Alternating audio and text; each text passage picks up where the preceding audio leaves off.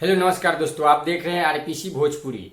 तो आज सुबह भोजपुरी के superstar power star Pawan Singh का एक गाना आया जिस गाने का नाम है अंगूरी से बंगूरी।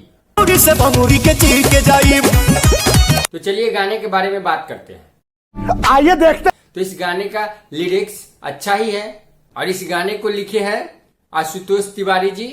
और गाने का म्यूजिक का तो भाई क्या कहना, प्रियांशु सिंह का म्यूजिक है, तो कमाल का म्यूजिक दिए है भाई ने।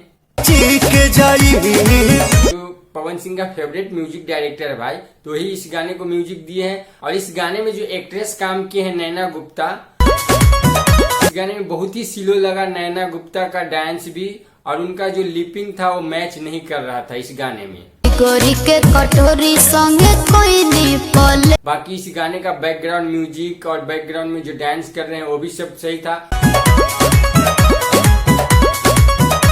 और पवन सिंह पुराने अंदाज में नजर आए हैं। और आप लोग नहीं सुने हैं तो गाना जाइए जेपी स्टार यूट्यूब चैनल पर ये गाना आया है, तो सुनिए। और एक गाना कैसा लगा हमें कमेंट में जरूर बताइएगा। हमारे चैनल पर अगर नए हैं तो हमारे चैनल को सब्सक्राइब जरूर कर लीजिएगा।